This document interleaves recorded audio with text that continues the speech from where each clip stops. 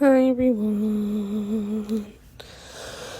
Hopefully by the time this goes up I don't have a cold. Funny because the first word of this chapter is cold. Oh my god, there's like tons of oil on my face.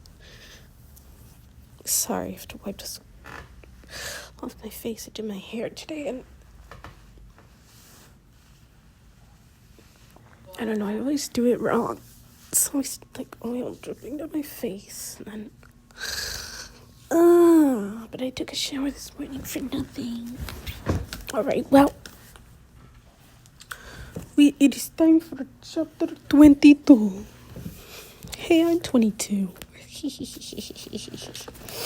Anyway, Happy New Year, everybody. I'm sure this will go up. New Year.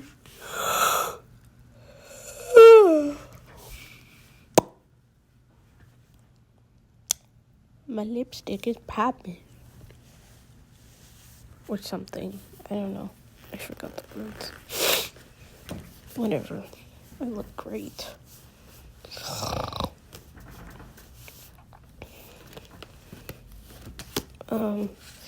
22. Mixed blessings. Ooh. Cold weather always came early to Garrett. I like it. I'm gonna name a character that. It's gonna be Garrett. His name's gonna be Gary. And right back to the story. Okay, Garrett County, but there was one last farmer's market on the Saturday before Thanksgiving. Baskets of apples, jugs, and cider, and a colorful array of squash. Squash. And pumpkins were displayed on hay bales. I don't like pumpkin, but, like pumpkin lattes are good, but that's it. All right. The Amish brought eggs and fresh, warm baked goods. Natalie's mom had already scooped up 2 of their pies, as well as a few cream-filled pumpkin gobs for Uncle Jack. The flea market was open too, with everything from Beanie Babies and hand-painted saws, to second-hand dishes and old irons for door stoppers. Or so Natalie's mother told her.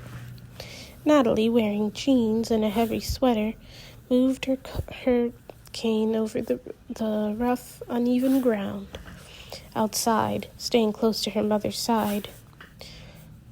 She was self-conscious using the cane in public, but she knew it was crucial now.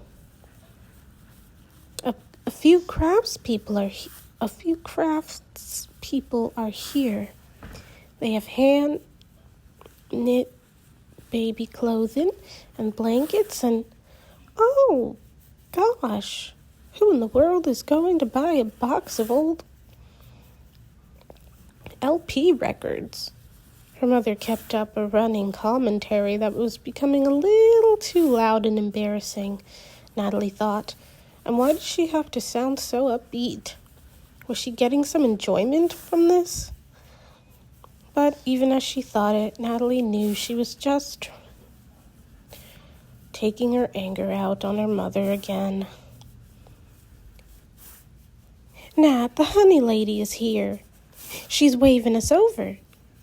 Natalie wondered if the honey lady would say anything about the cane, but she didn't.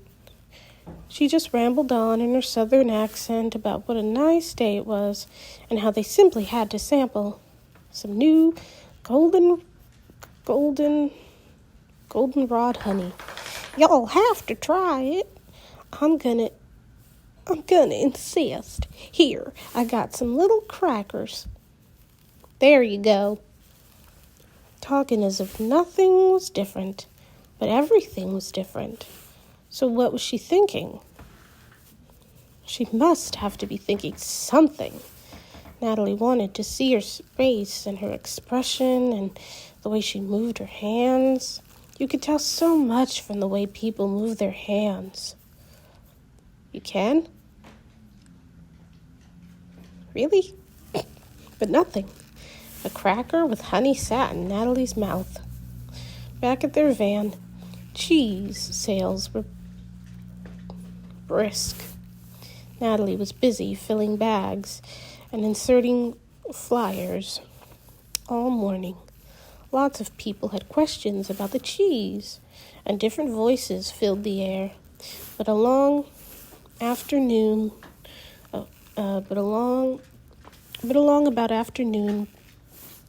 a familiar one struck a chord. Natalie, it's Jake. Jake Handelman. Turning toward the voice, Natalie smiled. Hi. With her foot, she pushed the folded cane under her chair. How are you doing? Okay, Jake. How are you? It was weird, running into him again at the market. Natalie wondered if it was possible that he actually came. Looking for her. Things are great, he said, with his usual enthusiasm. I'm going to the student council conference in Omaha next month. Congratulations, Natalie told him. Yeah, I'm excited, even if it is just Nebraska. But heck, I've never been anywhere west of Ohio. No, I haven't either, Natalie said. It should be fun. Jake's voice became more subdued. I wish you were going too, though, he said. We miss you on the council, Nat. We miss you at school. Natalie's throat got tight. She wanted to tell Jake that maybe she'd be back next year. Senior year for sure, but couldn't seem to get the words out. And she wondered if he knew that she was blind now. Could he tell?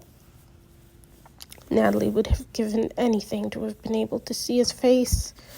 Was he looking at her? Feeling sad? Indifferent? What? Hey, so anyway, we love your cheese. My mom, she loves that new spread with the ginger in it. Natalie nodded and smiled. My mom invented it.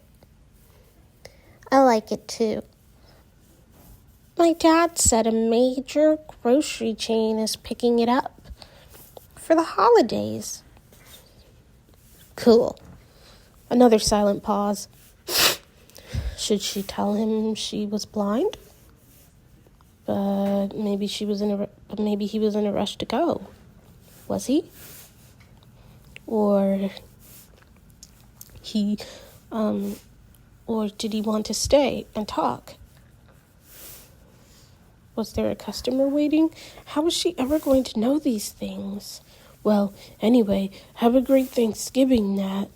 Yeah, you too, she replied, not really wanting him to leave. Then, 2 days later, in late afternoon, Meredith showed up. Natalie hadn't talked to her for, nearly 3 weeks. She's coming up the front walk now, Nat. Shall I have her come in? Natalie's mother asked. She must really want to see you coming over in all this snow. There must be 3 inches already. Natalie sat on the living room couch and pushed the mute button on the television's remote control. Does she know? A slight pause. Yes, her mother said. I saw Meredith's mother at the post office a couple of days ago. Suddenly angry, Natalie sat up. What? Did you ask her to bring Meredith over or something? No, I didn't, her mother insisted. There was a knock at the door. Natalie sighed, an exasperated sigh. Her mother was waiting. Yeah, sure, Natalie finally said. Go ahead and let her in. Natalie turned the television off. As the heavy front door was opened, cold air rushed into the room, and Natalie heard her mother and Meredith greet each other. There was the stomping of boots and the unzipping of a coat. Natalie pictured Meredith in her burgundy parka with a scarf. She always had a scarf knotted around her neck. Footsteps. Natalie could smell the snow that must have clung to Meredith's long hair. The sleeves of her parka brushed against her sides and made a rustling sound as she came closer. Natalie stood, but wasn't sure if Meredith was right in front of her or taking a seat. I am so sorry, Nat, Meredith said. When she spoke, Natalie could tell she was to her right, very close. Natalie sniffed, and her voice had a nasal timbre to it, as if she'd been crying. I had no idea you were actually going to lose all your sight. Yeah, well, I guess I never wanted to believe it myself. And here I am, the world's worst friend. I'm sure you hate me. No. Natalie took a breath. I don't hate you, Meredith. Actually, I understand. Richie's like the first real boyfriend you've had. An awkward, quiet moment followed. Natalie's mother, who had been listening, called into the room, Nat, be sure to tell Meredith the exciting news. Annoyed that her mother was eavesdropping, Natalie said, Mom! What? Meredith touched Natalie's wrist. What's the news? And Natalie couldn't help but grin. Nuisance is pregnant. She's due at Christmas time. No way, Meredith exclaimed.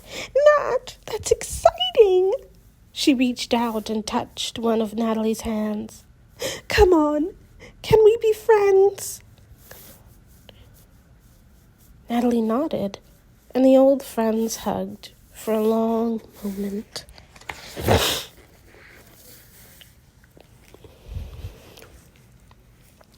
A trip to the mall was not Natalie's idea of fun things to do, but Meredith had begged her. Come on, we always go shopping the day before Thanksgiving, and we don't have to go to school when we don't have school. My mom said she'd drive us over to LaVale and drop us off. I can have lunch with Coralie and Suzanne, and then you and I can shop and talk and catch up. Please, it'll be fun. I'm not sure, Mares. I can't see anything. But I can describe stuff to you, and if you bring your Christmas list, we can get it all done. Nervous, Natalie licked her lips and pressed them together, thinking, the other thing is that I'm not sure I can use my cane very well. I wouldn't want to run into someone. Oh. Meredith sounded disappointed. I mean, I guess we could do sighted guide. What's that? Meredith asked, where I just hold your elbow and let you lead. Yes, let's do that. It'll be fine. Just show me what to do. So, at the mall, Natalie carried her cane in a tote bag, just in case, and reminded Meredith to take it slow.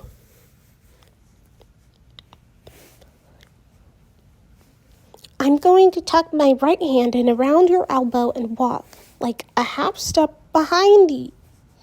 Maybe a half step behind. but you just walk normal and let me know if something big comes up like stairs. Meredith laughed. Okay, I can handle that. The mall was packed. I'm going to stay toward the edge, Meredith said. Fewer people. Sounds good, Natalie said. They hit a lot of their favorite stores first. American Eagle,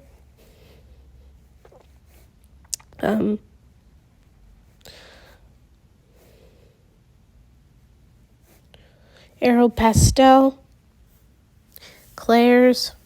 Look at these earrings, Meredith said, putting a pair of enormous hoops in Natalie's hand.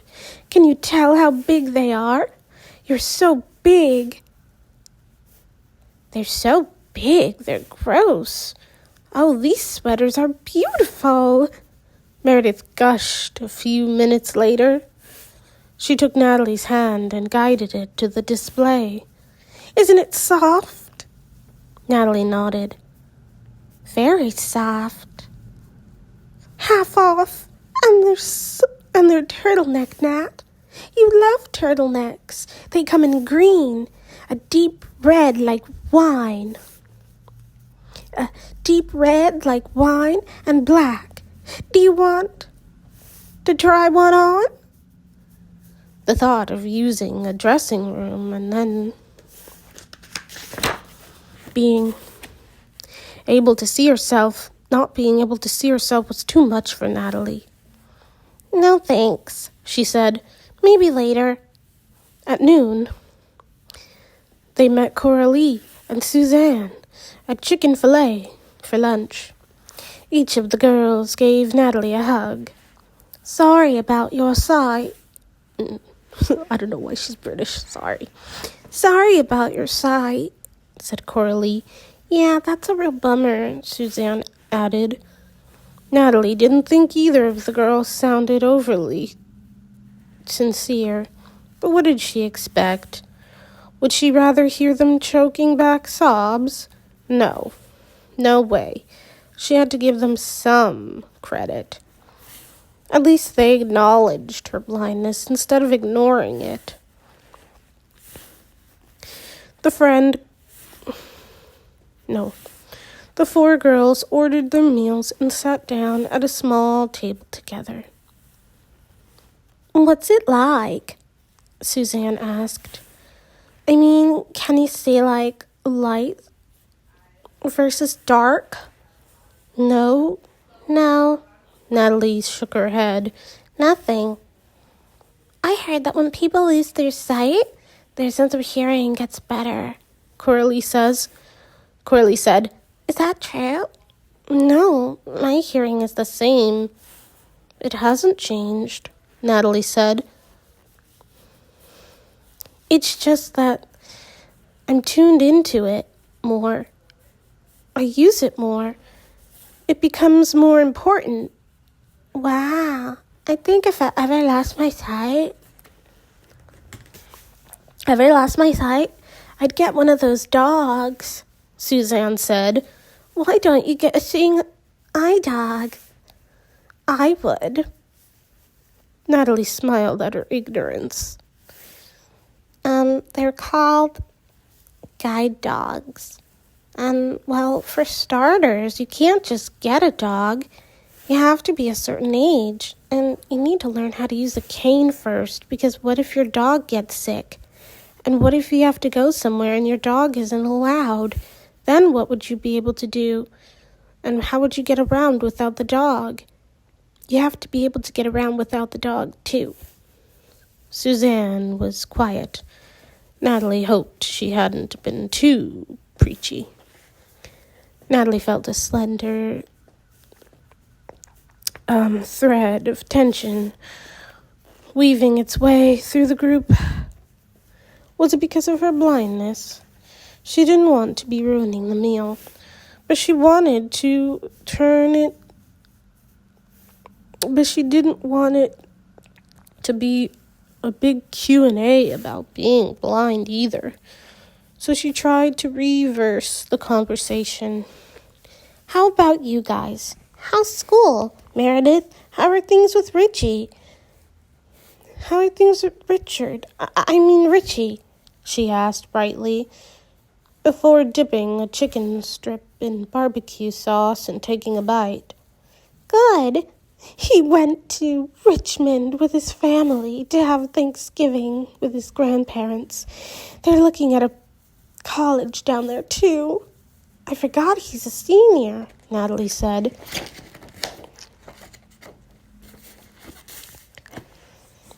How did you meet him anyway? What a party. At a party, she said. Suzanne giggled. It was a blackout party. Yeah, that was so weird, wasn't it? Coralie added. You couldn't see anybody. I was talking to this boy. I thought he was really nice, and he turned out to be this really ugly crip. The two girls laughed, but Natalie felt the blood drain from her face. Meredith made a noise, and both girls instantly shut up. Ew! Oh, sorry. Sorry, Coralie mumbled. Yeah, we didn't mean anything, Suzanne said. Natalie tilted her face down. She stopped chewing, and the food made a lump in her mouth. How could they? She swallowed and wiped her hands on a napkin. So incredibly insensitive. Was it time to go? She wanted to go. Just go. How much do I owe you anyway? She asked Meredith, trying to keep the emotion out of her voice. She reached for her wallet. Her mother had put 2 $10 bills into it. You don't owe me anything, Meredith said, pulling Natalie's hand away from her wallet. From her pocketbook. My treat today. Coralie and Suzanne remained silent, and the four of them finished quickly. That was stupid of them. I am so sorry. Meredith apologized, her voice hushed, as they walked back up the corridor of the mall. Suzanne and Coralie had gone in the other direction. They're really assholes sometimes, you know? You know it. Natalie's arm brushed against what she guessed was a potted plant. Yeah, I do know it, she agreed, beaming at Natalie's comment. She'd known it for a long time. All at once, a warm feeling washed over her face, and it struck Natalie at once that they must be in the mall's center court, under the skylight. They walked in and out of the Payless, where Meredith was on the lookout for a new pair of black shoes, and then drifted in front of the Bath and Body Works for a free bath lotion sample. It's new. Rain-kissed leaves. Nice, Meredith murmured. She held the tube up to Natalie's nose, then put a dab on the back of Natalie's hand so she could rub it in to dry it. Resuming sighted guide, they left the store and walked down the corridor. Suddenly, a boy's voice behind them called out, Hey there, you two lovers. Meredith stiffened. Her head swung around and then back. Natalie could feel the motions. Is he talking to us? Meredith asked angrily. You two lesbos holding hands? The boy's voice came closer. Natalie's mind reeled. Did he think that they were lesbians because she was holding Natalie's elbow for sighted guide?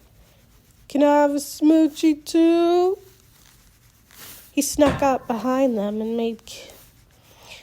making obscene little kissing noises. Beat it. Beat it. Meredith spat out. Meredith spit out. She pulled away with a jerk and making Natalie tighten her grip. Come on, let's get out of here, Meredith said, quickening her step. Natalie was nervous, walking so fast, but Meredith did not slow down until they were clear outside the mall. Here's a bench, Nat. Sit down, she said. Natalie felt behind herself and sat, letting go of Meredith's arm. Idiots, Meredith muttered. She paced in front of the bench, and Natalie wondered if she was still waiting for the boys. I'm sorry, Mares, Natalie said, as she set her tote bag on her lap. She was not only embarrassed and angry, but sorry that Meredith was upset. Did you know those boys? No, I've never seen them before in my life. What a couple of jerks.